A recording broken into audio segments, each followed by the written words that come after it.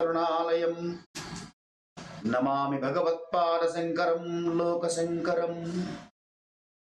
గురుర్బ్రహ్మా గురుర్విష్ణు గురుర్దేవో మహేశ్వరః గురు సాక్షాత్ పరబ్రహ్మ తస్మై శ్రీ గురవే నమః. భగవద్బంధువులందరికీ కూడా శుభోదయం.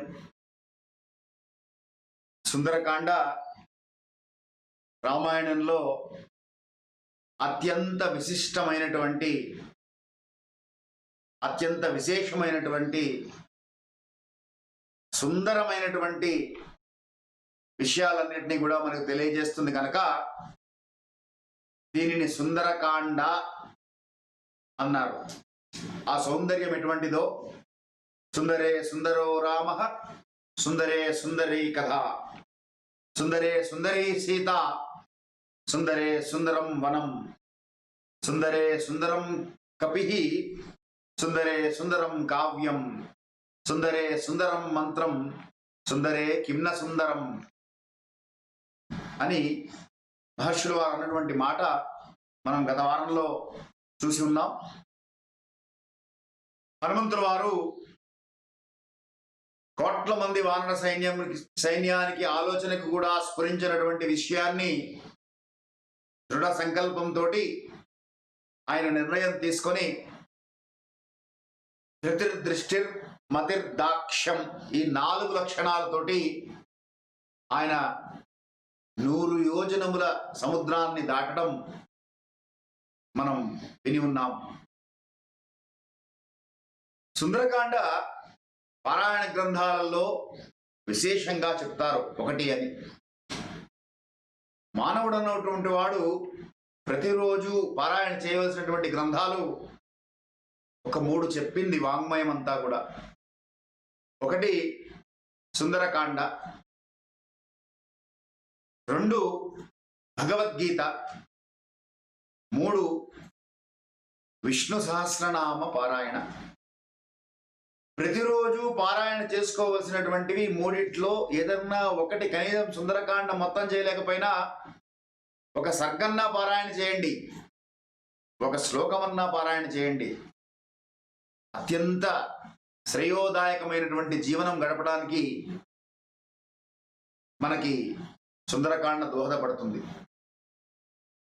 అలాగే సర్వోపనిషదో గావో దుగ్ధా గోపాలనందన పార్థోవత్స సుధీహి భోక్తం దుగ్ధం గీతామృతం మహత్ అని ఉపనిషత్ సారాంశమైనటువంటి భగవద్గీత.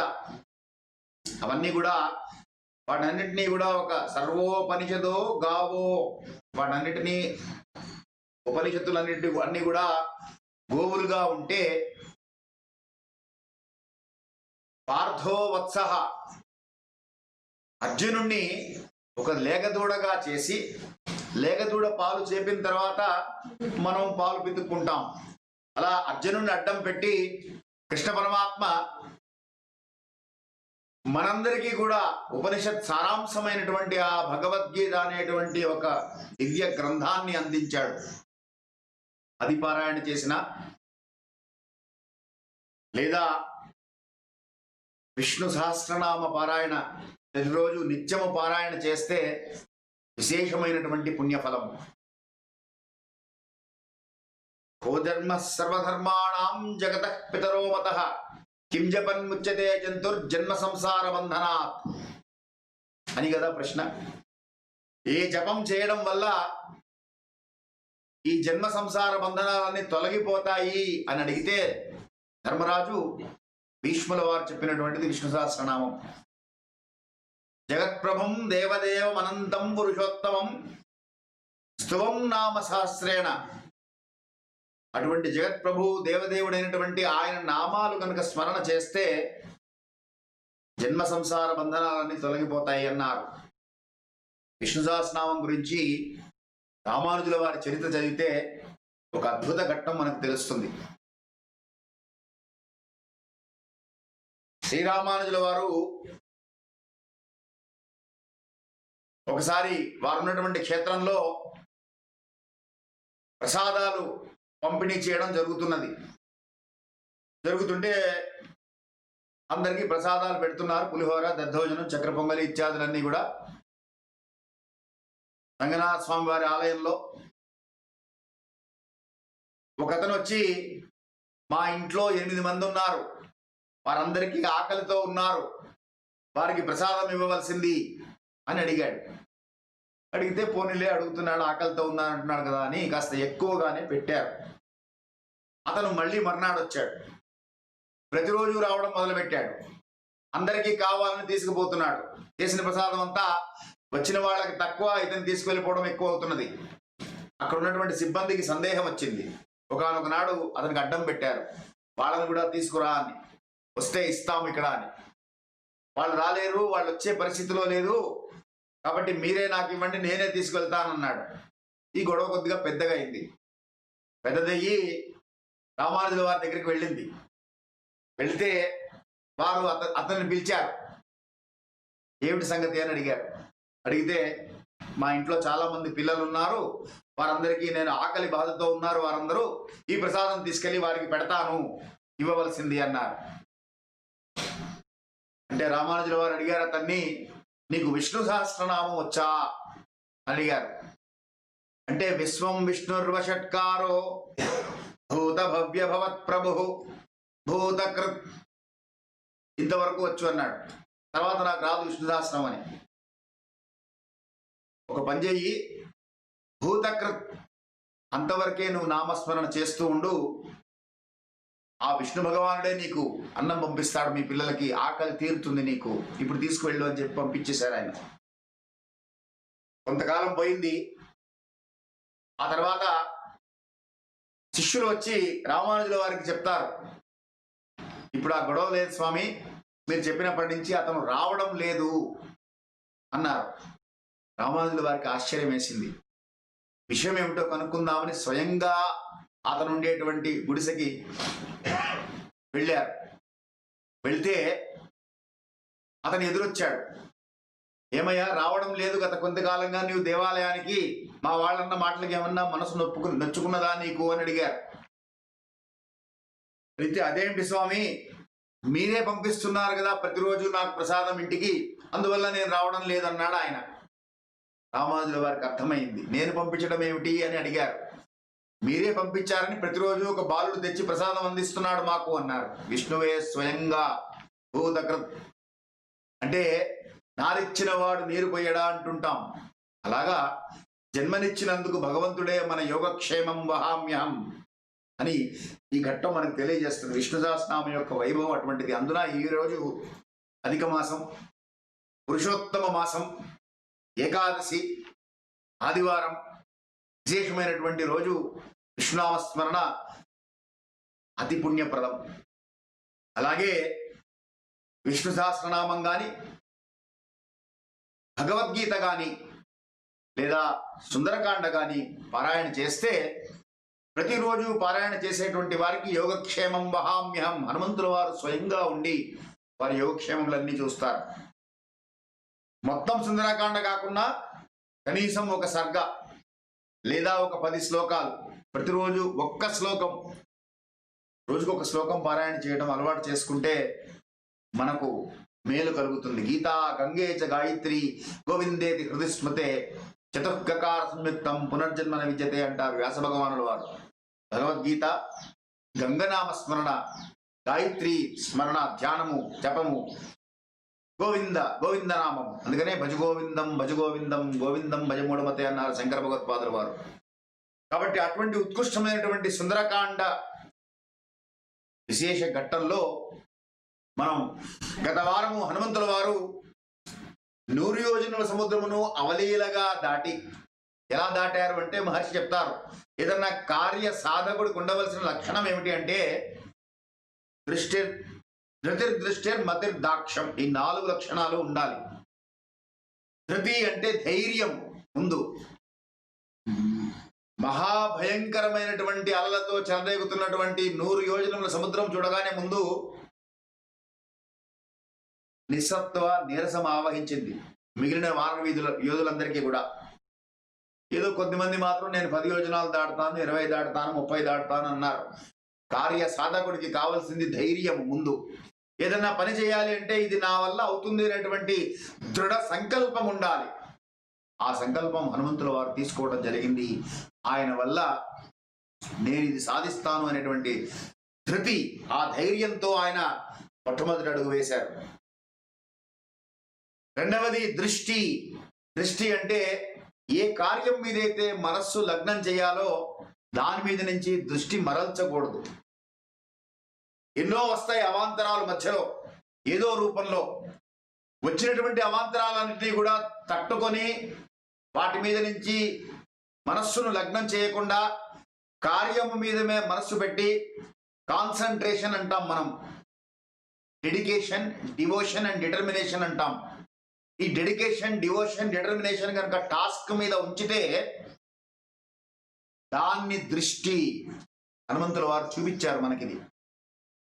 మైనాకుడు పర్వత రూపంలో వచ్చి ఆతిథ్యం ఇచ్చి డిస్ట్రాక్ట్ చేద్దామని చూస్తే ఆ డిస్ట్రాక్షన్ నుంచి ఆయన టాస్క్ మీద ఉన్నటువంటి డివోషన్ తోటి దృష్టి మరల్చనీయకుండా, సమయం వృధా కానీయకుండా నేను ఆతిథ్యం స్వీకరించినట్లే భావించండి అని నమస్కరించి ఆయనకి అక్కడి నుంచి వెళ్ళిపోయారు. అక్కడ కాన్సన్ట్రేషన్ డిమాన్స్ట్రేట్ చేయడం జరిగింది హనుమంతుల వారి ద్వారా. మహర్షి మనకు చెప్పే విషయం ఏమిటంటే, రామాయణం కావ్యంగా చదివితే కావ్యంగానే ఉంటుంది. చిన్నపిల్లలప్పుడు కథలుగా చెప్పుకోవలసినటువంటి రామాయణం పిల్లలకి కథలుగానే చెప్పాలి, ఉత్సాహంగానే ఉంటుంది. కానీ పెద్దవాళ్ళు అయిన తర్వాత దాంట్లో ఉన్నటువంటి ఆంతర్యం ఏమిటి, మహర్షి ఇచ్చేటువంటి సందేశం ఏమిటి, అది పట్టుకుంటే జీవనానికి అత్యంత ఉపయోగకరంగా ఉంటుంది. కాబట్టి ఏదైనా కార్యం సాధించాలి అంటే మొట్టమొదటి కావలసినటువంటిది ధృతి, రెండవది దృష్టి, అంటే దాని మీదే తదేక దృష్టి, లక్ష్యం నుంచి దృష్టి మరల్చకుండా ఉంచగలగాలి. మూడవది మతి. మన హనుమంతుల వారు మైనాకుడు దాటిన తర్వాత వచ్చినటువంటి విఘ్నము సురస రూపంలో వచ్చింది. అక్కడ బుద్ధి బలాన్ని ఉపయోగించి, తన యొక్క మతిని ఉపయోగించి ఆవిడ నోట్లో ప్రవేశించి బయటకు వచ్చేశారు. ఆ తర్వాత సింహికా రూపంలో రాక్షసి అడ్డంకు వచ్చింది విఘ్నంగా. దక్షత కలిగి ఆ సింహికను సంహారం చేసి అక్కడి నుంచి ముందుకు వెళ్ళారు హనుమంతుల వారు. వెళ్ళి లంబ పర్వత శిఖరం మీద కాలు మోపారు. దిగి చుట్టూరా కలయ చూస్తున్నారు హనుమంతుల వారు. చూస్తున్నటువంటి సందర్భంలో యోజనానాం శతం శ్రీమాన్ తిరియా ఉత్తమ విక్రమ అనిశ్వసన్ కపిస్తత్ర నగ్లాని మదిగచ్చది. అనిశ్వసన్ 100 యోజనముల సముద్రం దాటినా కూడా ఏమాత్రం ఒక నిట్టూర్పు కూడా విడవలేదట స్వామి. అనిశ్వసన్, ఏమాత్రము నిట్టూర్పు కూడా లేదు. నగ్లామ అంటే అలసట చెందలేదు. ఈ 100 యోజనంలో ఒక లెక్క, సహస్ర యోజనంలో అయినా దాటగలను అనుకున్నారట స్వామి అక్కడ దిగిన తర్వాత. అంతేగాని 16 గంటలు ప్రయాణం చేసి వచ్చానండి, ఇప్పుడు ఆఫీస్కి రావట్లేదు అనే స్వభావం ఉంటే సాధకుడికి ఉండవలసినటువంటి లక్షణం కాదు అని మనకి మహర్షి చెప్తున్నారా? ఆ మాట చెప్పకుండానే సందేశం ఇస్తుంటారు. అదే సౌందర్యం. సుందరకాండలో ఉన్నటువంటి సౌందర్యము అందిపుచ్చుకున్నంత వాడికి అందిపుచ్చుకున్నంత. కాబట్టి శైలాంశ తరుసంఛన్నాన్ వనరాజీశ్చ పుష్పితాః అభిచక్రామ తేజస్వి హనుమాన్ ప్లవగర్షభః. మహా తేజస్వి అయినటువంటి హనుమంతుల వారు ఇప్పుడు ఏం చెయ్యాలి అని ఆలోచిస్తూ ఆ పర్వతం మీద అటు ఇటు తిరుగుతున్నారట. అక్కడ అన్నీ కూడా పుష్పించినటువంటి వనములు ఉన్నాయి. ఖర్జూరపు చెట్లు, నిమ్మ వృక్షాలు, కొండమల్లె పువ్వులు, సువాసనలన్నీ వెదజల్లుతున్నాయి. గన్నేరు చెట్లు పూల భారంతో చెట్లన్నీ కూడా వంగి ఉన్నాయి.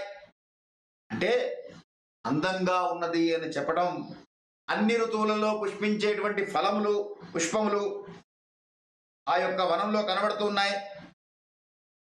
సీతాపహరణార్థేన రావణేన సురక్షితాం సమంతాద్వి చరద్భిశ్చ రాక్షసైర్ ఉగ్రదన్విభిః.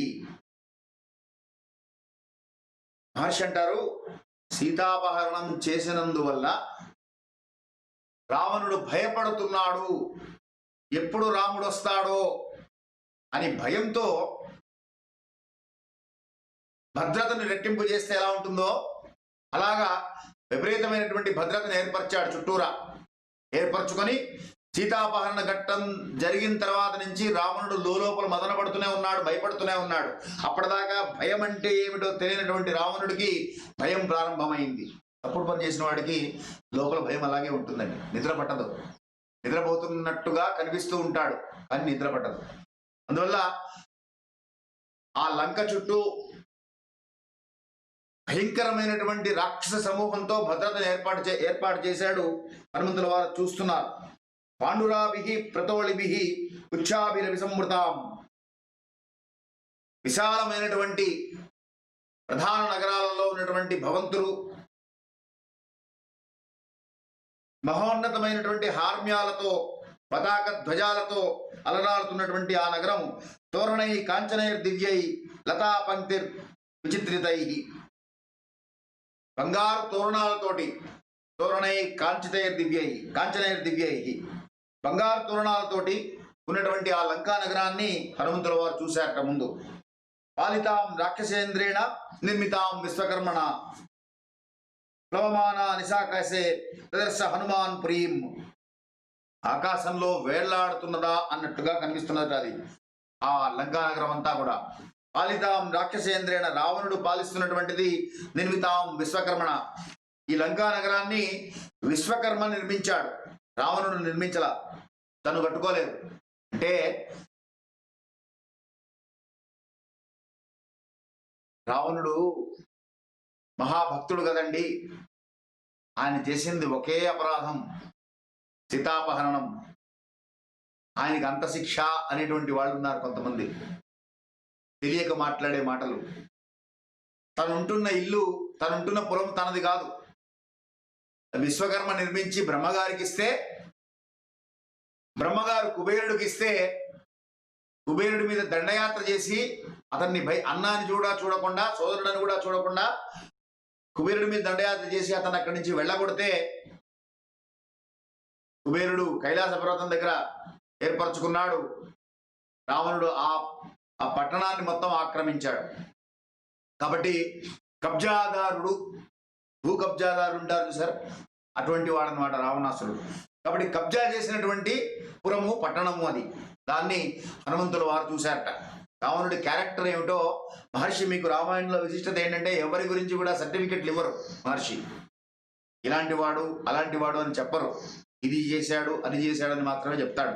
ఆ చేసిన దాన్ని బట్టి మనం నిర్ణయించుకోవాలి అది మంచా చెడా అనేటువంటిది, సమాజానికి మేలు జరిగేటువంటిదా కాదా అనేటువంటిది.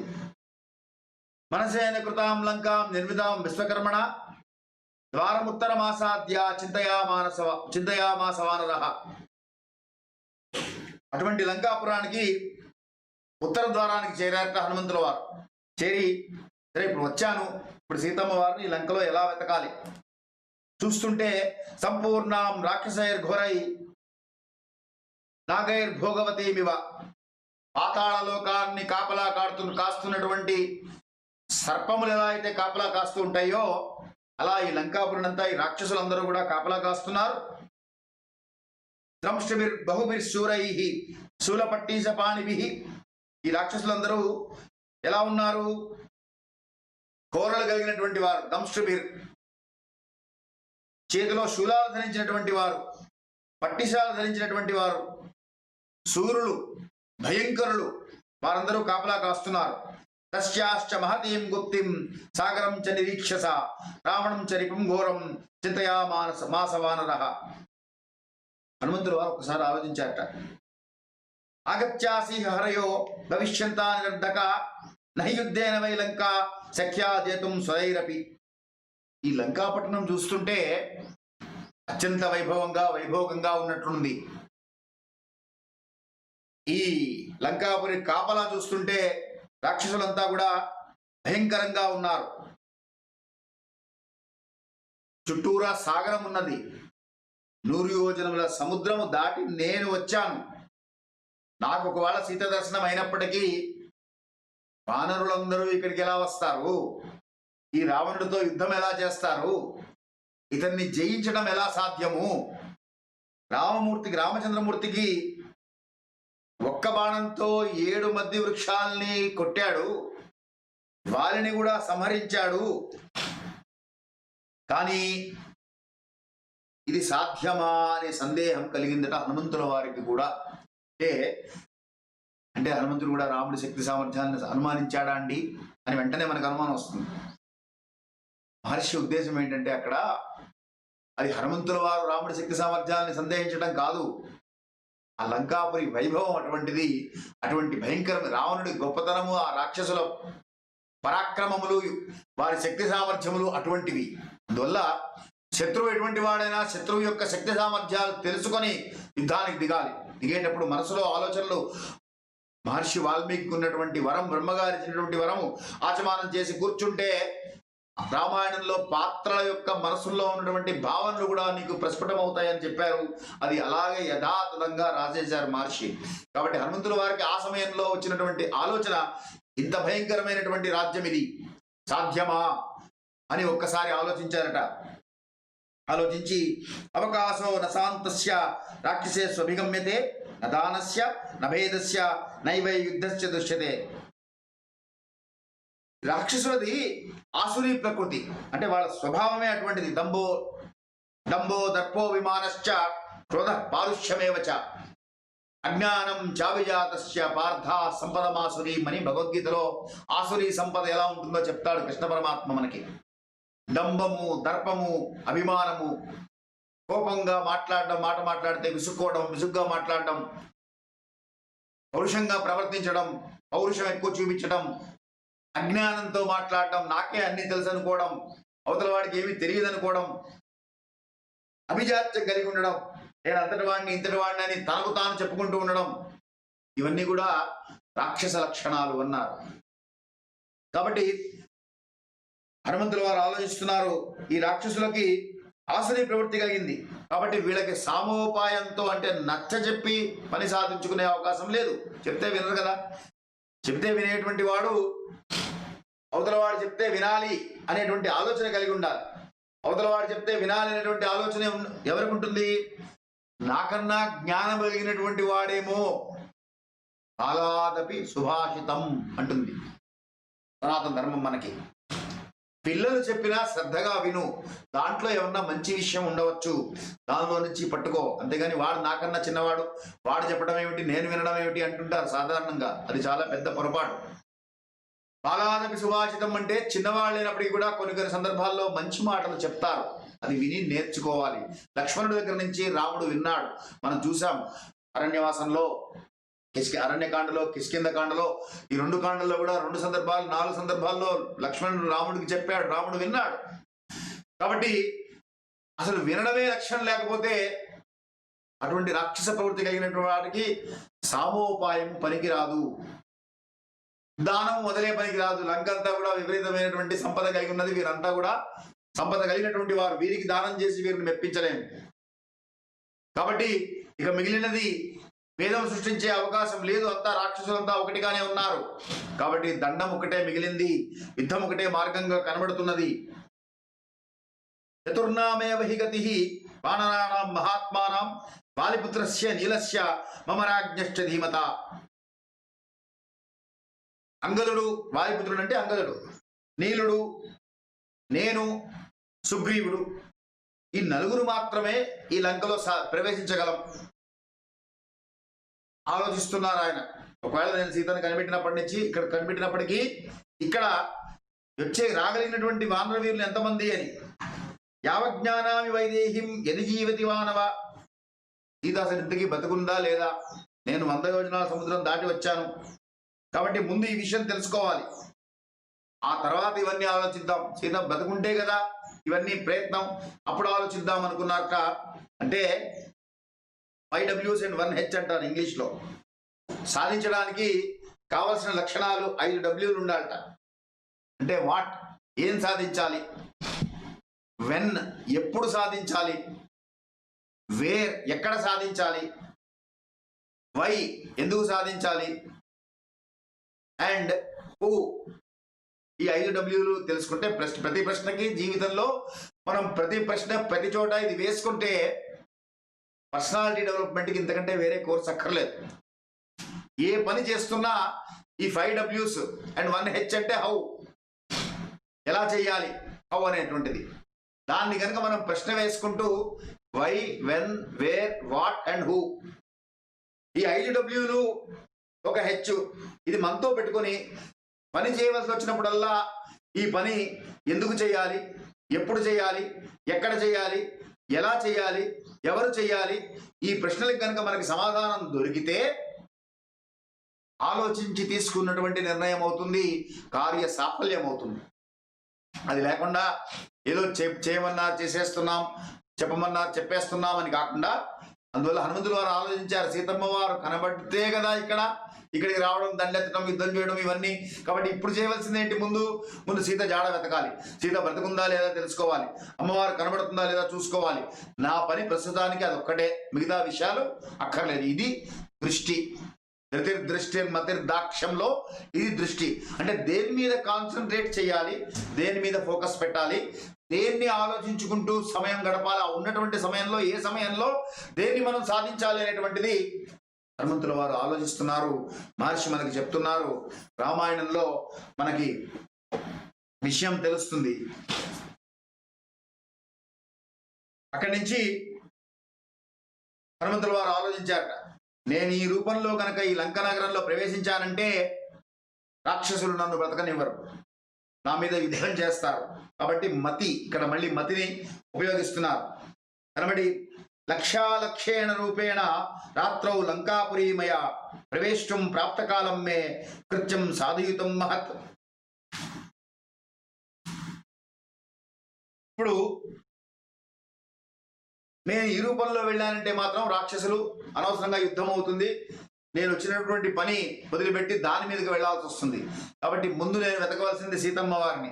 కాబట్టి ఈ రూపంలో వెళ్లకుండా సూక్ష్మ రూపధరిసి అది కావా, వికట రూపధరి లంకజరావా అన్నది ఇక్కడ అనమాట. హనుమంతుల వారు తన మతిని ఉపయోగించి సూక్ష్మ రూపంలో వెళ్తాను అని ఆయన నిర్ణయించారు. నవినశ్యేత్ కథం కార్యం రామశ్చ విజితాత్మనః ఏకామేకశ్చ పశ్యేయం రహితే జనకాత్మజం. ఈ ఏకాంత ప్రదేశంలో నేను ఏకాంతంగా ఉన్నటువంటి సీతమ్మను కూడా చూడగలిగినటువంటి రూపం కనుక నేను ధరించగలిగితే రామకార్యానికి భంగం కాకుండా సాధించినటువంటి వాడిని అవుతాను. కాబట్టి నర్ధాంతరే బుద్ధి నిశ్చితాపి నశోభతే. మహర్షి అంటారు, ఒక దూతకి ఒక పని అప్పచెప్తే అప్పచెప్పినటువంటి పనిని ఆ దూత తన యొక్క ప్రజ్ఞా పాఠవాలతో కనుక సరిగ్గా సాధించుకొని రాగలిగితే విశేషమైనటువంటి ఫలితాన్ని తీసుకొస్తాడు సమర్థుడైనటువంటి దూత. అసమర్థుడిని పంపితే దాన్ని పాడు చేసి వస్తాడు. కాబట్టి కార్య సాధనకు ఎటువంటి వాడిని పంపాలో అటువంటి వాడిని పంపాలి, కానీ ఎవరిని పడితే వాడిని పంపకూడదు. Administrative philosophy, principle of management అండి. టాస్క్ అకంప్లిష్మెంట్కి కావాల్సినటువంటి బేసిక్ రిక్వైర్మెంట్. అంటే మేనేజ్మెంట్ గైడ్ వేరు, అడ్మినిస్ట్రేటివ్ పాలసీ గైడ్ వేరు, పర్సనాలిటీ డెవలప్మెంట్ గైడ్ వేరు ఉండదు. రామాయణం మొత్తం చదివితే దీంట్లోనే అన్నీ వచ్చేస్తాయి. మనకి అర్థం చేసుకునే ఆలోచన చేసేటువంటి బుద్ధి మాత్రం కలగాలి, అంతే. నవీనస్యేత్ కథం కార్యం నైక్లభ్యం నకథం భవేత్. కాబట్టి స్వామి కార్యం భగ్నం కాకుండా నేను ఎలా సాధించాలి. లంక ఎలా ఉందిట చూస్తే వాయురశ్చత్రనాజ్ఞాత.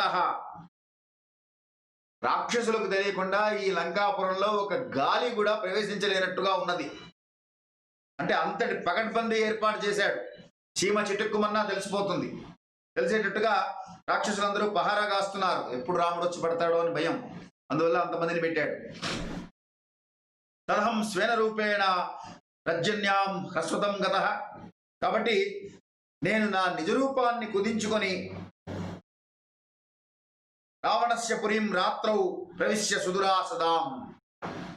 రాత్రి వరకు వేచి ఉండి చీకట్లో లోపలికి వెళితే నిజరూపాన్ని కుంచుకొని సూక్ష్మరూపం ధరించి చీకట్లో నేను లోపలికి వెళితే సరిపోతుంది కదా అని ఆయన ఆలోచించారట. ఆలోచించి ఆగారు. సూర్యే చాస్తంగతే రాత్రౌ దేహం సంక్షిప్య మారుతి వృషదంశకమాత్రస్సన్ బభూవాద్భుత దర్శన. ఆయన సూర్యుడు అస్తమించే వరకు ఆగి వృషదంసక అంటే పిల్లి మార్జాలం పిల్లి అంత అయిపోయి బభూవాద్భుత దర్శన అద్భుతంగా తనను తాను అనిమ మహిమ గరిమ లఘిమ ప్రాప్తి ప్రాకామ్య ఈశత్వ వశత్వాలు అనేటువంటి అష్టసిద్ధులు కలిగినటువంటి వారు కాబట్టి ఆయన అష్టసిద్ధిన వనిదికే దాత సవరదీన జానకీ మాత అని అందుకనే తులసీదాస్ మనకి హనుమాన్ చాలీసలో ఆ విషయాన్ని గుర్తు చేస్తుంటారు. ఆయన లేనిదంటూ లేదు కాబట్టి సూక్ష్మ రూపం ధరించి ఆ సిద్ధులు పొందినటువంటి వాడు కనుక ఒక పిల్లి ఎందుకు అంటే పిల్లికి రాత్రిపూట కూడా చూసేటువంటి లక్షణం ఉంటుంది. తాను వెతకవలసింది రాత్రి సమయంలో ఒకటి. రెండోది చడి చప్పుడు లేకుండా వచ్చి వెళ్ళిపోగలదు పిల్లి. ఏమాత్రం శబ్దం చేయకుండా నిశ్శబ్దంగా వెళ్తుంది. అందుకని పిల్లితో పోల్చారు వాల్మీకి మహర్షి. ఇక్కడ చిన్న రూపం ధరించినటువంటి వానరం అంతే. చేసి ప్రసాద మాలా వితతాం స్తంభై కాంచన రాజతై. ఈ లంకా నగరాన్ని చూస్తున్నారట చిన్నగా ఉండి బంగారు స్తంభాలతో పెద్ద పెద్ద ప్రాసాదాలతో విశేషంగా చిత్ర విచిత్రంగా బంగారంతో నిర్మించబడినటువంటి ప్రాకారాలు ప్రాసాదాలు అవన్నీ చూస్తున్నారు. చూస్తుంటే చంద్రోపి సాచివ్యం వివాస్య కుర్వన్, చంద్రుడు కూడా సాచివ్యం చేస్తున్నాడు అంటే సహాయపడుతున్నారు హనుమంతుల వారికి అంటారు మహర్షి వాల్మీకి. మనకి ఇక్కడ అక్కడి నుంచి హనుమంతుల వారు నిశిలంకా మహాసత్వో నిమేష కపికుంజర ధైర్యము వహించి లంకానగరంలో ప్రవేశించుదామని ఆయన మొదలుపెట్టారు. అటు వెళ్ళడం మొదలుపెట్టారు. ఆసాద్య సహసా హృష్ట ప్రాకారం అభిషేదివాన్, ఆ ప్రాకారం పైకెక్కారట హనుమంతుల వారు. వచ్చి ఆ లంకానగరానికి ఉన్నటువంటి ప్రాకారము అంటే చుట్టూ ఉన్నటువంటి ప్రహరీ గోడ, నగరానికి పట్టణానికి రావడానికి గేట్వే ఆఫ్ ఇండియా లాగా అప్పటి రోజుల్లో మొత్తం ప్రహరీ గోడలు ఉండేవి. ఆ గోడ పైకి ఎక్కారట. ఎక్కి తాం సమీక్ష పురీం రమ్యాం రాక్షసాధిపతే శుభాం అనుత్తమాన్ బుద్ధియుతం చింతయామాన వీర్యవాన్. ఎంత ఐశ్వర్య సంపన్నమైనటువంటి నగరం ఇది. రావణుడు ఎంతటి పుణ్యశాలి అనుకున్నారట హనుమంతుల వారు. అలా ఆయన ఎక్కగానే నగరీశ్వేన రూపేణ దదర్శమనం పవనాత్మజం, ఆ లంకాపురిని కాపాడుతున్నటువంటి లంకిణి అనేటువంటి రాక్షసి ఆయన్ని చూసిందట. చూసి సాతం హరివరం దృష్ట్యా లంకా రావణ పాలిత, ఆవిడ ఎప్పుడైతే హనుమంతుల వారు చూసిందో చూడగానే వెంటనే కస్త్వం కేనచకార్యేణ ఇహ ప్రాప్తో వనాలయ కథయస్వేహయత్తత్వం యావత్ ప్రాణధరంతితే. ఎవడరా నువ్వు, ఎందుకు వచ్చావు ఇక్కడికి, నీ ప్రాణాల మీద ఆశ ఉండే వచ్చావా ఇక్కడికి అని అడిగింది ఆవిడ. రాక్షసులు కదండి, మర్యాదగా మాట్లాడచ్చు కదా. పిల్లి అంతున్నది అది, ఆ లంకిని ఏమో అంతున్నది. అడిగేటప్పుడు మర్యాదగా ఎందుకు వచ్చావు ఏమిటి అని అడగచ్చు కదా. అలా అడగలేదు. ప్రవృత్తి అటువంటిది. దాని ప్రవృత్తి ఎలా ఉంటుందో అలాగే ఉంటుంది. ఎవరితో మాట్లాడినా అలాగే మాట్లాడతారు, భయపెట్టి మాట్లాడినట్టు. అంటే హనుమంతుల వారు ఈయన తక్కువ ఏంటి, ఈయన వెంటనే ఈయన కూడా బుద్ధిమతాం వరిష్ఠ కదా. అందుకని ఈయన ఆలోచించి ఈయన అన్నట కథయిష్యామి తే తత్వం, చెప్తానమ్మా, కానీ కాత్వం విరూపనయన పురద్వారే వతిష్టసి, ఈ ద్వారం దగ్గరే కూర్చున్నావు, విరూపాలు అంటే భయంకరమైనటువంటి కళ్ళు కలిగినటువంటి దానా, నువ్వెవరు అని అడిగట. అడగానే అహం రాక్షసరాజస్య, ఈ రాక్షస ప్రవృత్తి కలిగినటువంటి వారికి అహంకారం ఉంటుందండి. నువ్వు ఎవరు అని అడగగానే చతుస్సాగ పర్యంతం గో బ్రాహ్మణ బెసంభవతని అడగకుండానే అన్ని చెప్పేస్తుంటారు. నేనండి 1985లో జాయిన్ అయ్యానండి ఆ డిపార్ట్మెంట్లో, అక్కడి నుంచి సూపరింటెండెంట్ అయ్యానండి. ప్రస్తుతం అంటే నా ఉద్దేశం సూపరింటెండెంట్ తక్కువ చేద్దామని కాదు సుమండి, ఉదాహరణకు చెప్తున్నాను. అక్కడి నుంచి ప్రమోషన్ వచ్చిందండి, ఇప్పుడు గెస్ట్ ఆఫీసర్ స్కేల్ 1 అయ్యానండి, ఇప్పుడు ఈ జిల్లా మొత్తానికి నేనే అధికారం అండి అని అన్ని చెప్పుకుంటూ వస్తాడు ఆయన. అహంకారం ఉన్నటువంటి వాడు. అందుకని అడిగిందే తడువుగా చెప్పేస్తోంది లంకిణి. అహం రాక్షసరాజస్య రావణస్య మహాత్మనః ఆజ్ఞా ప్రతీక్షా దుర్దర్శ రక్షామి ఇమాం. ఈ యొక్క లంకా నగరాన్ని రాక్షసరాజు అయినటువంటి రావణుడి ఆజ్ఞ ప్రకారం కాపాడుతున్నటువంటి దాన్ని నేను. అహం హి నగరీ లంకా స్వయమేవ ప్లవంగమ. నేను సాక్షాత్తు లంకాది దేవతను, అధిదేవతను అని ప్రతి ఊరికి ఉంటారండి. ప్రతి పురానికి అధిదేవతలు ఉంటారు. ఆ పురం నుంచి వెళ్ళేటప్పుడు ఆ అధిదేవతలకి నమస్కరించి, గ్రామాధిదేవతలు పొలిమేరలో ఉంటారు, అలాగే పురాలకు ఉంటారు, వారికి నమస్కరించి వెళ్ళడం, వచ్చేటప్పుడు వారికి నమస్కరించి రావడం మన సాంప్రదాయం. రాముడు కూడా అయోధ్య నుంచి వెళ్ళేటప్పుడు మీకు గుర్తుంటే కనుక మనం అప్పుడు చెప్పుకున్నాం, అయోధ్యకి నమస్కరించి అప్పుడు బయలుదేరతారు అక్కడి నుంచి వెళ్ళేటప్పుడు. కాబట్టి ఆ పురాది దేవత అయినటువంటి లంకాపురి అధినేతని నేను, లంకిణిని నేను అని చెప్పిందట ఆ లంకిణి. అంటే హనుమంతుల వారు అన్నాక దక్షామి నగరీం లంకాం చోట్ట ప్రాకారణ తోరణం. ఈ లంకా నగరం గురించి చాలా వైభవంగా విన్నాను. బంగారు కాంచన లంక అని పేరున్నది కదా, ఒక్కసారి చూసి వెళదామని వచ్చాను.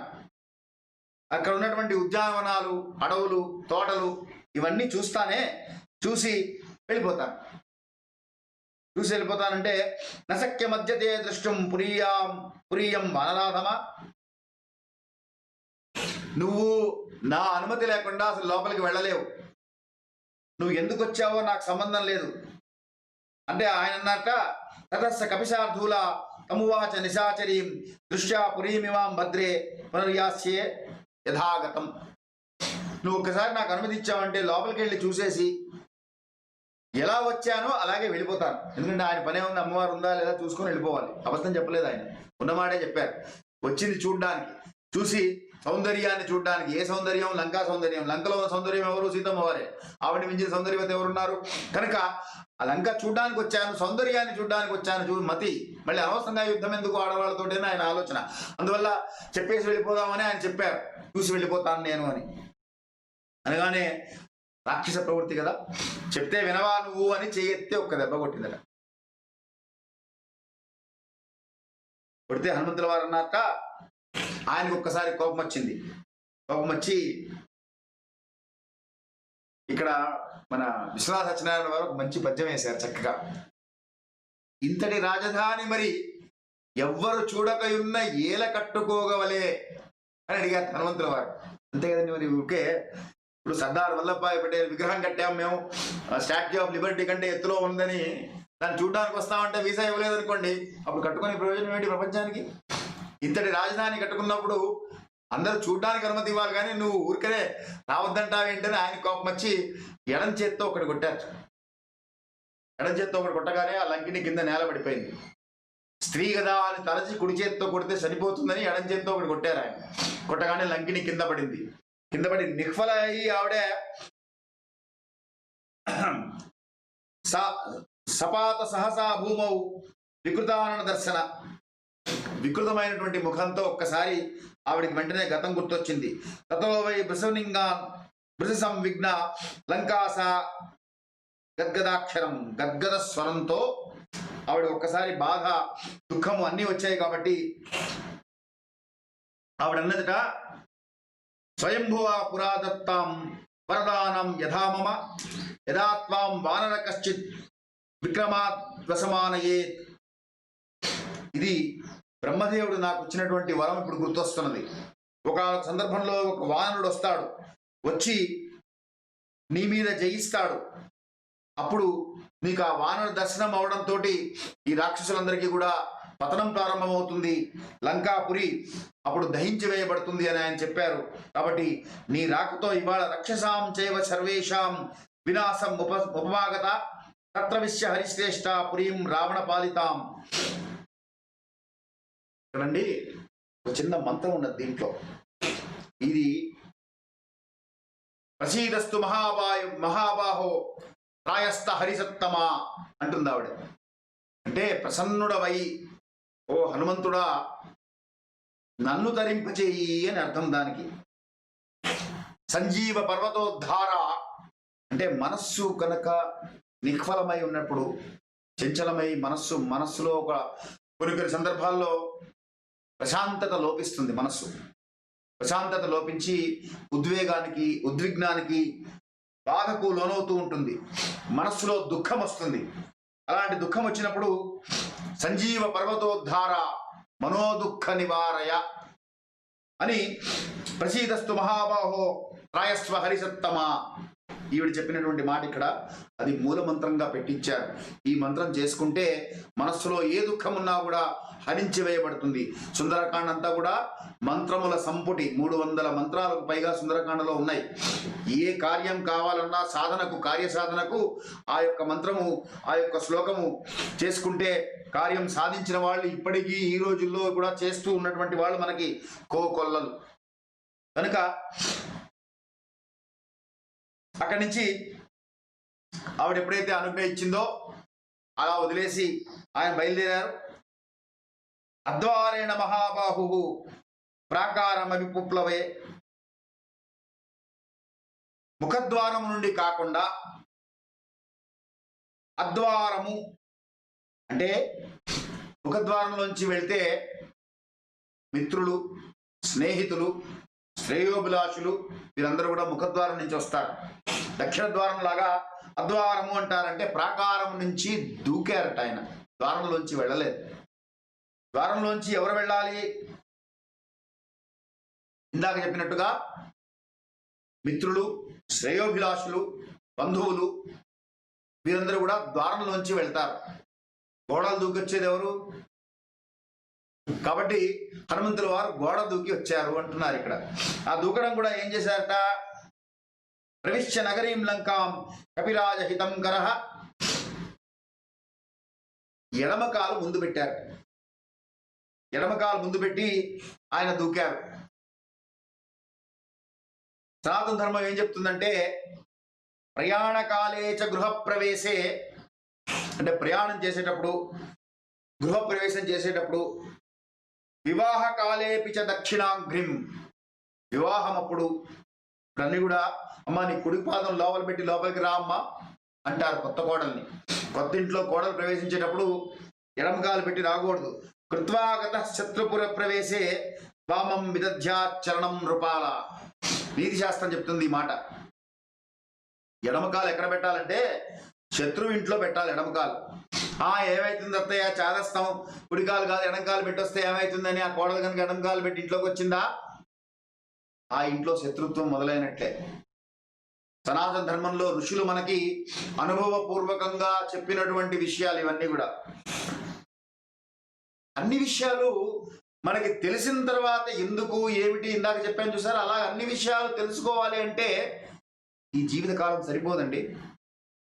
తల్లిపాలు తాగితే బలము అనే విషయం ఎప్పుడు తెలుస్తుంది? కనీసం 16 ఏళ్ళు రావాలి వాడికి, అవునా? తల్లిపాలు తాగే వయసులోనే ముందు నాకు తల్లిపాలు తాగితే బలమా కాదా తెలుసుకొని తల్లిపాలు తాగుతాను అంటే ఎంత అవివేకమో. ఋషులు కనిపెట్టి చెప్పినటువంటి విషయాలని మేము నమ్మము, మాకు దీనికి ప్రూఫ్ కావాలి, ఇది ఎవిడెన్స్ చూపించండి, దీన్ని ప్రూవ్ చేయండి అంటే అంత అవివేకం అవుతుంది. చాలా విషయాలు పెద్దలు చేసినవి చేసినట్లుగా చేసుకుంటూ వెళ్ళిపోవడమే శ్రేయస్కరము, శుభప్రదము, ఆనందదాయకము, మంగళప్రదము. అందువల్ల తెలుసుకో, అవే తెలుస్తూ ఉంటాయి, విషయం తెలియకుండా ఏమి ఉండదు. ఇప్పుడు మాటలు నేర్చినప్పుడు మొదట్లో మనకి మాటలు చెప్పినప్పుడు ఆ మాటకు అర్థం చెప్పారా? చెప్పలేదు. స్కూల్లోకి వెళ్ళిన తర్వాత ఈ మాటలు చెప్పారు ముందు. ఆ మాట చెప్పడం మొదలెట్టిన తర్వాత, ఆ మాటలు అనడం మొదలెట్టిన తర్వాత అమ్మ అంటే ఎవరు, నాన్న అంటే ఎవరు, అత్త అంటే ఎవరు, తాత అంటే ఎవరు తెలుసుకున్నాం. తెలుసుకొని ముందు అనడం మొదలు పెట్టాం. పెద్దలు చెప్పింది చెప్పినట్లుగా మనం అన్నాం. అమ్మా అను అని తల్లి చెప్తే అమ్మ ఎలా ఉంటుందో అలా అనడం మనం నేర్చుకున్నాం. కాబట్టి నేర్చుకోవాల్సిన విషయాలన్నీ కూడా నేర్చుకోకుండా ముందు నాకు అర్థం చెప్పు, ఆ తర్వాతే నేను అమ్మ అంటాను అంటే ఎంత అవివేకమో.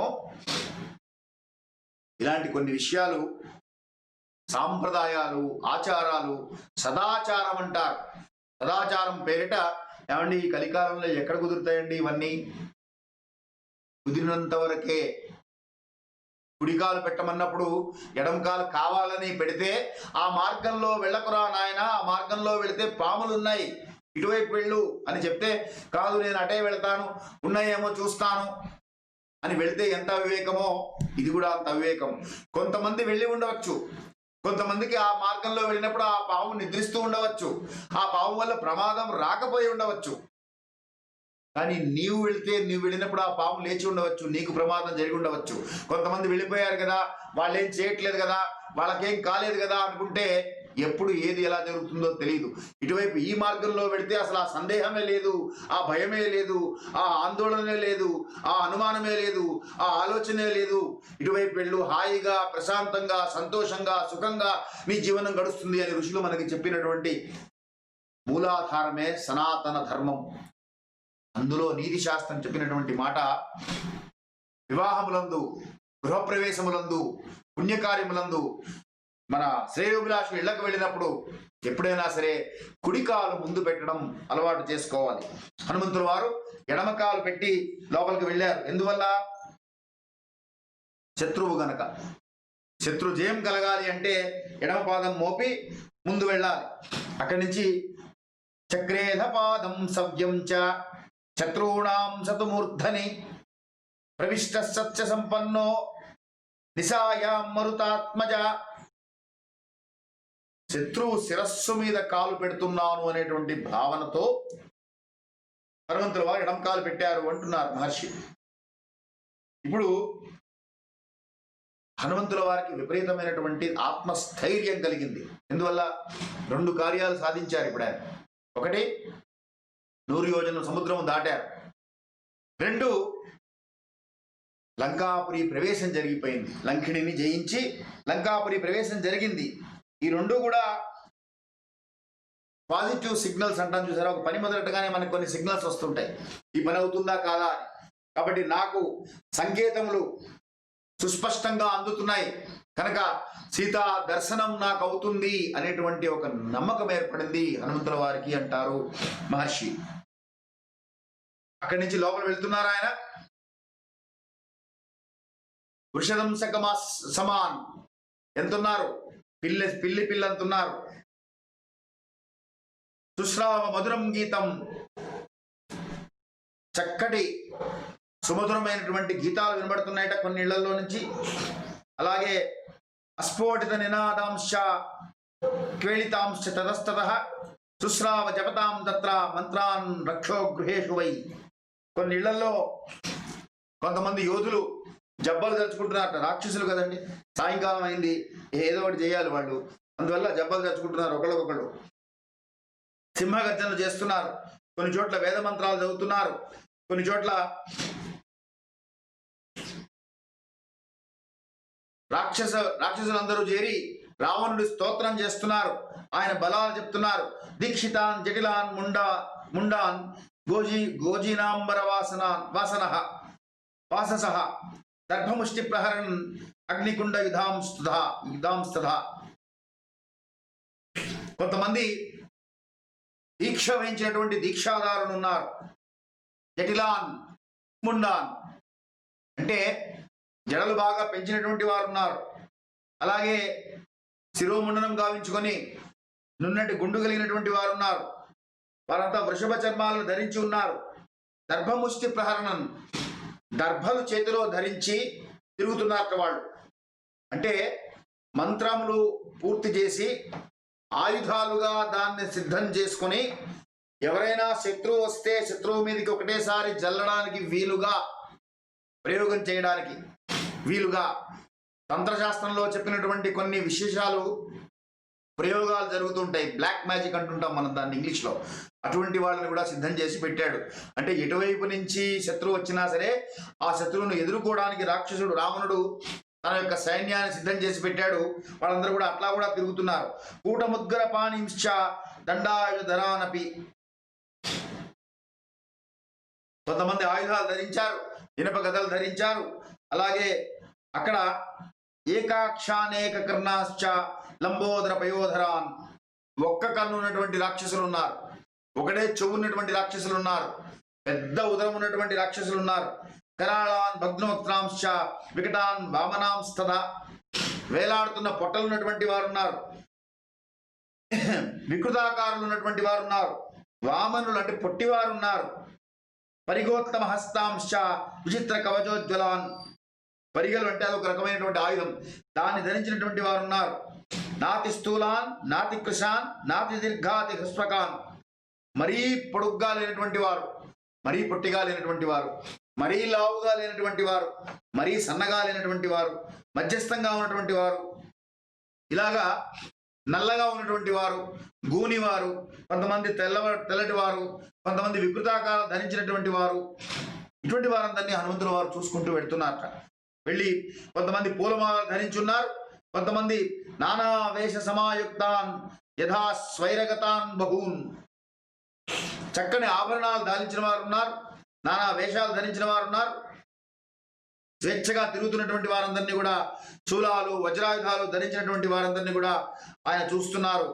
బంగారు సింహద్వారం గల రావణుని ప్రసాదాన్ని ఆయన కనిపించింది. ఓ, ఇది రావణుడి ప్రసాదంలాగా ఉంది, అంతఃపురం లాగా ఉంది అనుకున్నారు. అనుకుని అక్కడి నుంచి లోపలికి వెళ్తున్నారట. వెళ్తుంటే హనుమంతుల వారికి ఇందాకే చెప్పారు కదా మహర్షి, చంద్రుడు సాచివ్యం చేస్తున్నాడని. అందుకని చంద్రుడి వర్ణన చేశారండి మహర్షి వాల్మీకి. అంటే కవి కాబట్టి వర్ణన చేసి ఉండొచ్చు, కవులందరూ చంద్రుడిని వర్ణిస్తారు. కానీ మహర్షి వాల్మీకి వర్ణనలో విశిష్టత ఎటువంటిది అనేది చెప్పడానికి మీకు చాలా శ్లోకాలు ఉన్నాయి. దీనిలో రెండో మూడో తీసుకుంటాను, నేను ఎక్కువ శ్లోకాలు తీసుకోలేను. కాబట్టి ఈ సర్గంతా కూడా ఆయన చంద్ర శోభను వర్ణించారు. సాయంకాలం పూట త్రయోదశి నాడు, ఆ రోజు త్రయోదశి నాడు చంద్రకాంతి వెదజల్లుతున్నది. చంద్రుడి కాంతిలో హనుమంతుల వారు వెతుకుతున్నారు. రాత్రి ప్రవేశించారు కదా, కాబట్టి లోకస్య పాపాని వినాశయంతం మహోదతిం చాపి సమేధయంతం భూతాని సర్వాణి విరాజయంతం తదర్శ సీతాం సుమదాభియంతం. ఇక్కడిని పోగొట్టి పాపాలను పోగొడుతున్నాడు అని అర్థం మామూలుగా. కానీ ఈ చంద్రుడు రామచంద్రుడు. మహర్షి రాసింది ఇక్కడ లోకస్య పాపాని వినాశయంతం, లోకుల పాపాలన్నింటినీ కూడా పోగొట్టడానికి రామచంద్రుడు వస్తున్నాడు అన్నారు.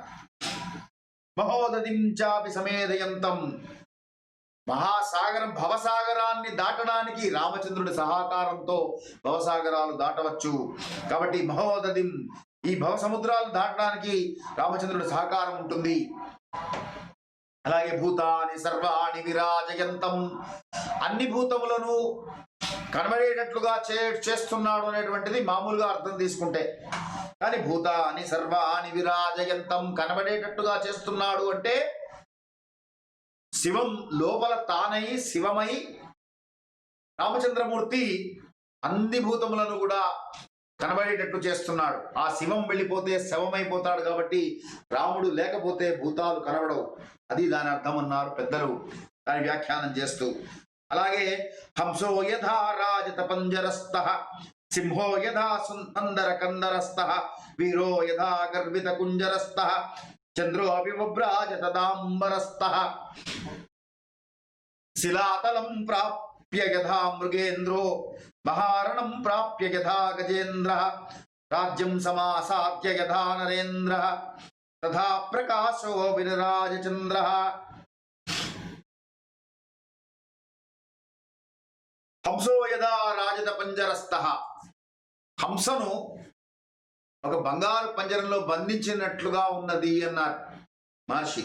చంద్రుడిని చూస్తే చంద్రుడు ఒక హంసలాగా ఉన్నాడు, ఆకాశం అనే పంజరంలో బంధించినట్లుగా ఉంది. సింహో యథా మందర కందరస్థః, మందర పర్వతం మీద ఒక సింహం ఉంటే ఎలా ఉంటుందో కూర్చొని ఉంటే అలా ఉన్నాడు చంద్రుడు. వీరో యథా గర్విత కుంజరస్థః, ఒక మదించినటువంటి గర్వంతో ఉన్నటువంటి ఏనుగు మీద కూర్చున్నటువంటి వీరుడు ఎలా ఉంటాడో అలా ఉన్నాడు చంద్రుడు అంటున్నారు మహర్షి. చంద్రో అభివ్రాజ తదాంబరస్థః, ఆకాశంలో చంద్రుడి యొక్క లక్షణాలు అలా కనబడుతున్నాయి అని. అలాగే శిలాతలం ప్రాప్య యథా మృగేంద్ర, ఒక పెద్ద కొండ మీద రాత్రిపూట ఎప్పుడైతే ఒకసారి సింహం బయటికి వస్తుందో గుహలో నుంచి, అన్ని జంతువులు పక్షులు అన్ని లోపలికి వెళ్ళిపోతాయి. సింహాన్ని చూసి భయపడతాయి, గుహల్లోకి వెళ్ళిపోతాయి. ఒక్క సింహం ఒక్కతే అటు ఇటు చూస్తూ ఉంటుంది. రాత్రిపూట సింహం మేఘాల మధ్య కదులుతున్నటువంటి చంద్రుడు శిలాతలం ప్రాప్య యథా మృగేంద్రో, ఒక బండ మీద కూర్చున్నటువంటి సింహము అటు ఇటు చూస్తూ ఉంటే మెల్లగా ఎలా చూస్తుందో అలా కదులుతున్నట్ట చంద్రుడు. మహారణం ప్రాప్య యథా గజేంద్ర. అలాగే రణరంగంలో ఉన్నటువంటి ఒక ఏనుగు ఎలా ఉంటుందో అలా ఉన్నాడు. రాజ్యం సమాసాధ్య యథా నరేంద్ర. రాజ్యం లభించినటువంటి రాజు ఎంత దర్పంతో ఉంటాడో చంద్రుడు అలా ఉన్నాడు అంటున్నారు. మళ్ళీ రామచంద్రమూర్తికి వద్దాం. ఏ చంద్రుడు అంటే రామచంద్రుడు అన్నారు. అందువల్ల శిలాతలం ప్రాప్య యథా మృగేంద్రో. వనవాసానికి వచ్చినటువంటి రాముడు వనంలో ఉన్నటువంటి సింహంలాగా ఉన్నాడు అన్నారు. దానికి మహారణం ప్రాప్య యథా గజేంద్ర. రావణుడితో యుద్ధం చేయబోతున్నాడు. చేసినప్పుడు గజం మీద ఉన్నటువంటి వీరుడు ఎలా ఉంటాడో రాముడు ఎలా ఉండబోతున్నాడు అని దానికి అర్థము అన్నారు పెద్దలు వ్యాఖ్యానం చేస్తూ. అలాగే రాజ్యం సమాసాద్య యథా నరేంద్ర.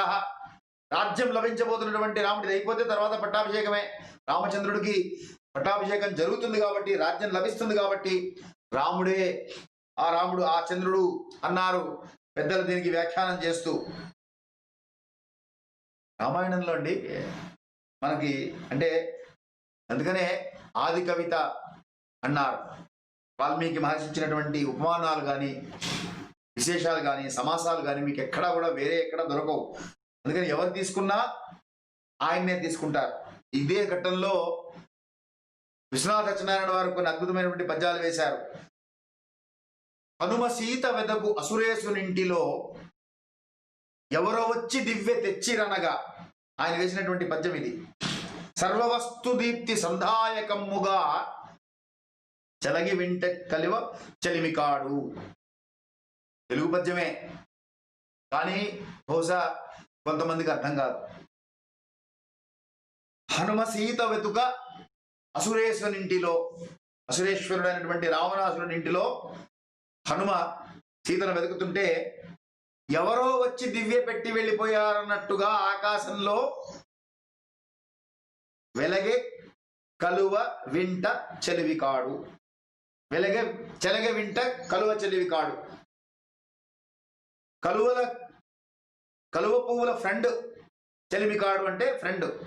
కలువ పువ్వుల ఫ్రెండ్ అయినటువంటి చంద్రుడు ఎవరో వచ్చి దీపం పెట్టినట్టుగా పైన వెలుగుతున్నట్ట. లంకలోన కలదు లావణ్య నిధి సీత. సీతమ్మవారు ఎక్కడుంది? లంకలోనే ఉంది కదా. ప్రతిఫలించిన ఆమె వదన సీమ. ఇది చాలా మహాద్భుతమైనటువంటి ప్రయోగం. ఆకాశము సరసి అందున్నట్లుగా చెలగ వింట కలువ చెలివికాడు. మామూలుగా మీకు కింద ఒక సరస్సు ఉందనుకోండి, పైన చంద్రుడు ఉంటాడు, సరస్సులో ప్రతిబింబం కనిపిస్తూ ఉంటుంది కదా. విశ్వనాథ సత్యనారాయణ గారు చేసిన ప్రయోగం ఎటువంటిదంటే, లంకలోన గలదు లావణ్య నిధి సీమ. ఇది సీత, సీతమ్మ వారు లంకలో ఉన్నది. ఎలా అయితే ఆకాశంలో ఉన్నటువంటి చంద్రుడి ప్రతిబింబం సరస్సులో కనిపిస్తుందో ఇప్పుడు రివర్స్ అయిందట. రివర్స్ అయి సీతమ్మ వారు లంకలో ఉంది కాబట్టి సీతమ్మ వారి ముఖ బింబము ప్రతిబింబమై ఆకాశంలో చంద్రుడి లాగా కనబడుతోంది అన్నారు ఆయన. అసలు ఆలోచన విధానానికి అద్భుతమైనటువంటి ఆ ఆలోచన విధానానికి మనం శిరస్సు వంచి పాదాభివందనం చేయవలసినటువంటి మహర్షులు, అటువంటి మహాత్ములు మహనీయులు జన్మించినటువంటి భారతదేశము మనం గర్వించదగ్గటువంటి దేశం ఇది. ఈ దేశంలో అటువంటి మహానుభావులు ఎందరో విశేషాలు మనకు అందించారు. రక్షాంసి వక్ష, అక్కడి నుంచి వెళ్తున్నారు ముందుగా ఆ వెలుగులో చంద్రుని చూసుకుంటూ చంద్రకాంతిలో వెతుకుతున్నారు.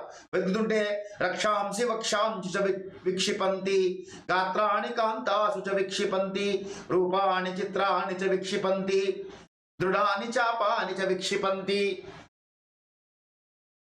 ఏం శబ్దాలు, ఏం పదాలు, ఏం పద్యాలు, ఏం అక్షరాలు ఎలా తీశారో మహర్షి. అంత్యానుప్రాస అంటారు దీన్ని. అంత్యానుప్రాసలో వేసుకుంటూ వెళ్ళారు. రక్షాంసి వక్షాంసి చ విక్షిపంతి. కొంత రాక్షసులు వాళ్ళ రొమ్ములు విరుచుకొని తిరుగుతున్నారట. వాళ్ళని చూశారు హనుమంతుడు. గాత్రాణి కాంతాసు చ, పాటలు పాడుతున్నటువంటి స్త్రీలను చూశారు. వాళ్ళ మీద పడుతున్నారట ఈ రాక్షసులు. రూపాణి చిత్రాణి చ విక్షిపంతి, విచిత్రమైనటువంటి రూపాలు కలిగిన వారందరినీ చూశారు. దృఢాని చాపాని చ విక్షిపంతి, ధనస్సులు వాళ్ళ దగ్గర రకరకాలైనటువంటి ధనస్సు ఉన్నాయో అటు ఇటు తిప్పుతున్నారు. వీళ్ళందరినీ కూడా మారుతి చూశారు.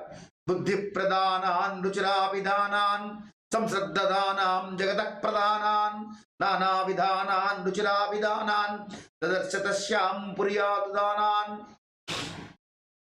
హనుమంతుల వారు వీళ్ళతో పాటు మహర్షి చెప్తారు, బుద్ధి ప్రధానాన్ రుచిరాభిధానాన్, బుద్ధిమంతులైన రాక్షసుల్ని కూడా చూశారు. ఉన్నారు కదండి మరి విభీషణ లాంటి వారు ఉండబట్టే. కాబట్టి లంకాపురం అంతా కూడా దుర్మార్గులే కాదు. ఏ పట్టణంలో ఏ పురంలో కూడా అందరూ దుర్మార్గులు ఉండరు, సన్మార్గులు కూడా ఉంటారు. సంశ్రద్ధదానాన్ జగత ప్రధానాత్, చక్కగా శాస్త్రోక్తంగా జీవనం గడిపేటువంటి వారిని కూడా చూశారట. నంద దృష్టి ఆచసతాన్ స్వరూపాన్, అటువంటి వారిని చూసి ఆయనకి ఆనందం కలిగింది, సంతోషించారు హనుమ అంటారు మహర్షి. ఇక అక్కడి నుంచి ముందుకు పెడుతున్నారు. చాలా మందికి చీకటి పడుతోంది కాబట్టి అందరూ కూడా వారి వారి కార్యక్రమాలు ముగించుకొని, దినచర్యలు ముగించుకొని నిద్రకు ఉపక్రమించే ప్రక్రియలో ఉన్నారు. అందులో చాలా మంది చంద్రకాంతులు విరజింపుతున్నటువంటి స్త్రీలు, వాళ్ళ ముఖాలు, వాళ్ళ కనురెప్పలు, వంకరగా ఉన్నటువంటి నేత్రాలు, విద్యున్మాలల వలె మనోహరంగా ఉన్నటువంటి స్త్రీలు, సౌందర్యవంతులు, ధర్మ మార్గాన్ని అనుసరించేటువంటి వారు, అటువంటి వారందరినీ కూడా చూశారు. కానీ ఎక్కడా కూడా ఆయనకి నత్వేన సీతాం పరమాభిజాతాం పదిస్థితే రాజకులే వ్రజాతాం లతాం ప్రఫుల్లామివ సాధు జాతాం దదర్శ తన్వీం మనసాభిజాతాం. సీతమ్మ వారు కనబడలేదు, వెతుకుతూ పెడుతున్నారు. అవ్యక్త రేఖామివ చంద్రరేఖ, ఎలా ఉంటుంది సీత అని ఆయన మనసులో ఊహించుకున్నారు. ఆయన మనసులో ఊహించుకున్నటువంటి సీతమ్మ వారు ఎలా ఉంటుంది అంటే, ఎందుకంటే రామచంద్రుడే ఫోటో ఇచ్చి పంపించలా, వాట్సాప్లో పెడతాను ఫోటో ఇలా ఉంటుంది వెళ్ళి చూడని చెప్పే అవకాశం లేదప్పుడు. కాబట్టి ఆయన ఊహించుకోవాలి. అవ్యక్త రేఖామివ చంద్రరేఖ, అస్పష్టమైనటువంటి చంద్రరేఖ వంటి ముఖము కలిగినటువంటి సీత అయి ఉంటుంది. ఎందుకంటే పున్నమి నాడు చంద్రుడు మహోజ్వలంగా వెలుగుతూ ఉంటాడు, కానీ విదియ నాడు కొంచెం అస్పష్టంగా రేఖ కనబడుతూ ఉంటుంది. విదియనాడి చంద్రుడి వలె ఉంటుంది సీతమ్మ వారు. ఎందుకంటే రావణుడి చెరలో ఉన్నది కాబట్టి సంతోషంగా ఉండదు నా తల్లి. కాబట్టి కాం సుప్రదిగ్ధామివ హేమరేఖాం, దుమ్ముతో కొట్టుకుపోయినటువంటి బంగారు తీగ ఎలా ఉంటుందో అలా ఉంటుంది. ఛత్ర ప్రరూఢామివ బాణరేఖాం, గాయము మానినా కూడా, బాణం తగిలిన తర్వాత గాయము మానినా కూడా ఆ బాణ రేఖ అలా మిగిలిపోతుంది. బాణం కొట్టినటువంటి రేఖ ఆ రేఖలాగా అస్పష్టంగా కనబడుతూ ఉంటుంది. అలా అస్పష్టంగా ఉంటుంది సీత అని ఉపమానాలు వేస్తున్నారు మహర్షి. ఇక్కడ సీతమ్మ వారు ఎలా ఉంటుందని ఆయన ఊహించుకుంటున్న దాంట్లో వాయుప్రభం ప్రభిన్నామివ మేఘరేఖాం, గాలికి చెల్లా చెదురైనటువంటి మేఘములోని ఒక శకలం అంటే ఒక భాగములాగా ఉంటుంది అమ్మవారు అని ఆయన ఊహిస్తున్నారు. ఎంత వెతికినా ఆయనకి సీతమ్మ వారు మాత్రం కనబడలేదు. అక్కడి నుంచి ఆయన రావణ మందిరంలోకి ప్రవేశించారు. రావణ మందిరంలోకి ప్రవేశించి రక్షితాం రాక్షసేర్ఘోరై సింహైరివ మహాధ్వనం సమీక్షమాణో భవనం చకాసే కపికుంజర, సురక్షితంగా మహారణ్యంలో ఉన్నటువంటి క్రూరమైనటువంటి జంతువులచే కాపాడబడుతున్నటువంటి మహారణ్యం ఎలా ఉంటుందో అలాంటి రావణ మందిరంలోకి హనుమ ప్రవేశించారు. ప్రవేశించి చూస్తున్నారు. రావణ మందిరం అంతా కలయ తిరిగారు. మహాద్భుతంగా ఉంది.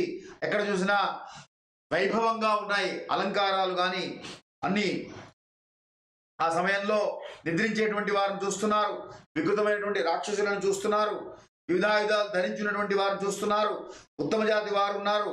దాంట్లో సుశిక్షితులైనటువంటి సైన్యం అంతా కూడా మేఘ గర్జనలతోటి అటు ఇటు తిరుగుతూ ఉన్నారు. అటువంటి వారందరినీ చూస్తూ ఆయనకి మనోహరాశ్చాపి పునర్విశాలాః ప్రదర్శవేస్మాన్ దిశుచంద్రశాలాః, విశాలమైనటువంటి శాలలన్నీ కూడా కనబడుతున్నాయి. మనోహరంగా ఉన్నటువంటి శాలలు అవన్నీ చూసుకుంటూ ధన కనక వస్తువాహనాల సంపదలతో ఉన్నటువంటి ఆ యొక్క మందిరంలో ఏ విధంగా లోటు లేనటువంటి అన్ని విధంగా పరాక్రమంతో దౌర్జన్యంతో సంపాదించి పెట్టాడు. కాబట్టి రావణుడు దేనికి లోటు లేకుండా ఉన్నది ఆ మందిరము. అటువంటి మందిరం చూస్తున్నాడు. తతో దర్శో చిత్రం మేఘరూపం మనోహరం కాంచన చారు రూపం. మనోహరంగా ఉంది, విశాలమైనటువంటిది, బంగారం వలె కళ్ళకు మిరుమిట్లు కలుపుతున్నటువంటి కొన్ని రూపాలు ఉన్నాయి. ఈ లోపల ఆయనకు ఒక పుష్పక విమానం కనబడింది. ఆ పుష్పక విమానం ఎలా ఉన్నది అంటే మహీకృత పర్వతరాజిపూర్ణా శైలాకృత వికృత వృక్ష వితానపూర్ణా వృక్షాకృత పుష్ప వితానపూర్ణా పుష్పం కృతం కేసరపత్రపూర్ణం. ఎలా దిగారో చూడండి మహర్షి వర్ణిస్తూ. మహీకృత పర్వతరాజపూర్ణా భూమి, ఆ భూమి మీద పర్వతాలు. శైలాకృత వృక్ష వితానపూర్ణా, ఆ పర్వతాల మీద చెట్లు. వృక్షాకృత పుష్ప వితానపూర్ణా, ఆ వృక్షాల మీద పూలు. పుష్పం కృతం కేసరపత్రపూర్ణం, కేసరపత్రాలు కూడా విరాజిల్లుతున్నట్టుగా ఆ పుష్పక విమానం అంతా కూడా దాని మీద చిత్రించబడి ఉన్నాయట. పెక్కు దృశ్యాలన్నీ కూడా అంటే న్యాచురల్గా ఆ యొక్క ప్రకృతిలో ఉన్నట్టుగా ఉండేటట్టుగా తీర్చిదిద్దుకున్నాడు ఆ పుష్పక విమానాన్ని. పుష్పహ్వయం నామ విరాజమానం, పుష్పకం అనే పేరుతో ఆ పుష్పక విమానం ఉన్నది. అటువంటి విమానాన్ని చూశాడు. ఆ విమానము లోపల ఉంటాడు రావణుడు. ఎందుకంటే రెడీ టు ఫ్లై. ఎప్పుడు శత్రువు వచ్చి కొడతాడో తెలియదు, భయం కదండి. అందరితో యుద్ధం పెట్టుకున్నాడు, అందరితో పొట్లాట పెట్టుకున్నాడు కాబట్టి ఎప్పుడు శత్రువు ఎటువైపు నుంచి వస్తాడో తెలియదు. కాబట్టి ఆయన నివాసం కూడా పుష్పక విమానంలోనే ఏర్పరచుకున్నాడు. ఇవాళ మనం మాట్లాడుతున్నటువంటి ఎయిర్బస్ 380 పుష్పక విమానం ముందు ఎందుకు పనికిరాదు. విమానం రైట్ బ్రదర్స్ కనుక్కున్నారు అనేటువంటి పాశ్చాత్యులు చెప్పినటువంటి విషయాన్ని మనం నమ్మి మనకు తెలియదు అనుకుంటున్నాం. కానీ విమానం ఆ కాలం నుంచే ఉన్నది. పుష్పక విమానాలు లాంటి విమానాలు ఉన్నాయి. అయితే ఈ యుగం కృతయుగము, త్రేతాయుగము, ద్వాపర యుగం అయిపోయి కలియుగం వచ్చినప్పుడు ద్వాపర యుగాంతంలో ఈ ఉన్నటువంటి శాస్త్ర సంపద అంతా కూడా పోగొట్టుకున్నాం. దానివల్ల మనకు తెలియదు. ఇప్పుడు ఇలాంటివి వెతికితే పురాణాల్లో మనకి చాలా కనబడతాయి. చాలా విశిష్టమైనటువంటివి చాలా ఉన్నాయి. విద్యుత్తు గురించి మహర్షి రాస్తారు. లంకలోనే విద్యుత్తు కూడా ఉన్నది ఆనాడే. కాబట్టి సైన్స్కి అందని విషయాలన్నీ కూడా పురాణాల్లో, వేదాల్లో, ఇతిహాసాల్లో మనకి చెప్పబడి ఉన్నప్పటికీ కూడా ప్రామాణికంగా మనకి దొరకకుండా శాస్త్రం జారిపోయింది. కాబట్టి చేతిలోంచి ఇవాళ మన సమాజము పాశ్చాత్యులు ఎవరన్నా కనిపెట్టి ఇస్తే తప్ప మనం తెలుసుకోలేనటువంటి విషయంలో ఉన్నాం. కాబట్టి హనుమంతుడు ఆశ్చర్యంగా పుష్పక విమానాన్ని చూస్తున్నాడు. ఈ పుష్పక విమానము ఇది కూడా కుబేరుడిదే, ఇది కూడా కబ్జా చేసి తీసుకొచ్చిందే, ఈయనది కాదు.